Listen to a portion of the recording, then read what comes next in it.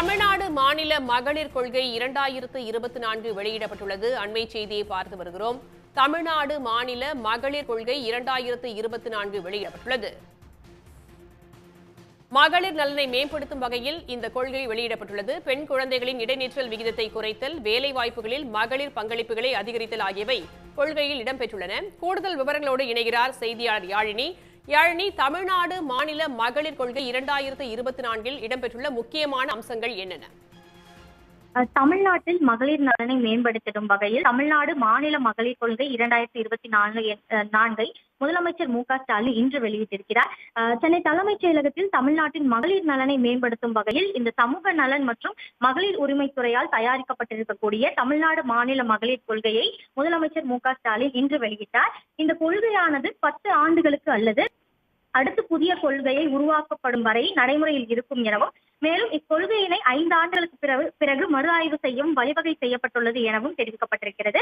இந்த மாநில மகளிர் கொள்கையில் முக்கிய அம்சங்களாக மற்றும் குறிக்கோள்களாக பல விஷயங்கள் தெரிவிக்கப்பட்டிருக்கிறது. அந்த வகையில் பாலின உணர்திறன் கொண்ட கல்வி முறையை நிறுவுதல் மற்றும் பெண் குழந்தைகளின் இடைநிறுத்தல் விகிதத்தை குறைத்தல் மற்றும் வளரிளம் பெண் மற்றும் மகளிருக்கான ஆரோக்கியம் மற்றும் ஊட்டச்சத்து நிலையை மேம்படுத்துதல் என்பது இதனுடைய குறிக்கோளாக தெரிவிக்கப்பட்டிருக்கிறது. அதே போல வேலை வாய்ப்புகளில் மகளிரின் பங்களிப்பு என்பதை அதிகரித்ததும், அனைத்து அமைப்பு சார்ந்த மற்றும் அமைப்பு சாராத பணிகளில் உள்ள பெண் பணியாளர்களுக்கு பாதுகாப்பு மற்றும் அவர்களுக்கு உகந்த பணியிடங்களை உறுதி செய்தல், பெண்கள் நிர்வாகிக்கும் சிறு தொழில் மற்றும் அவர்கள் மேற்கொள்ளும் புதிய தொழில் முயற்சிகளுக்கு ஆதரவு அளித்தல் என்பதும் இந்த மாநில மகளிர் கொள்கையோட ஒரு முக்கியமான குறிக்கோளாக இடம்பெற்றிருக்கிறது. அதே போல பெண்கள் அதிக ஊதியம் பெறும் வேலை வாய்ப்புகளை பெறுவதற்கு டிஜிட்டல் கல்வி அறை ஊக்குவிக்கும் டிஜிட்டல் பாலின இடைவெளியினை குறைத்தல் என்பதும் இதனுடைய ஒரு குறிக்கோளாக இருக்கிறது.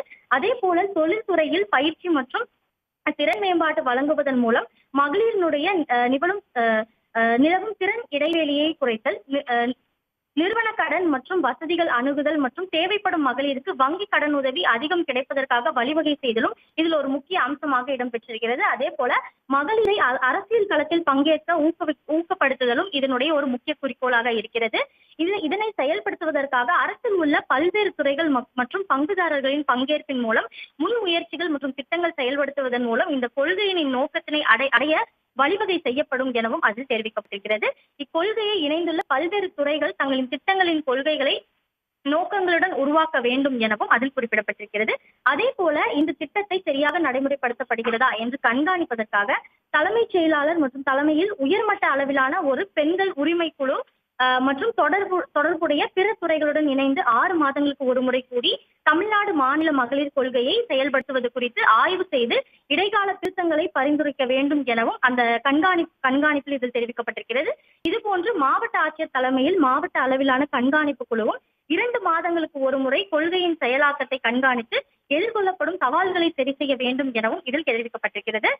இந்த கொள்கையின் மூலம் சமூகம், பொருளாதாரம் மற்றும் அரசியலில் அதிகார பகிர்வை மற்றும் எடுத்துரைப்படுவதுடன் கல்வி, வேலைவாய்ப்பு, திறன் வளர்ச்சி ஆகியவற்றில் மகளிரின் நிலையை மேம்படுத்துவது மற்றும் மகளிர் தங்களுக்குள்ள புதைந்துள்ள இதுவரை கண்டறியாத சக்திகளை வெளிக்கொணர்ந்து பெண்களின் சுயமரியாதையுடன் வாழ்ந்திடவும் அவர்களுக்கு பாதுகாப்பான ஆரோக்கியமான லட்சியத்தை நிறைந்த சூழலையும் உருவாக்க இந்த கொள்கை என்பது ஏதுவாக இருக்கும் எனவும் தெரிவிக்கப்பட்டிருக்கிறது.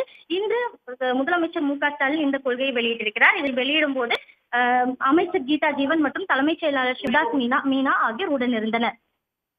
தகவல்களுக்கு நன்றி யாழினி.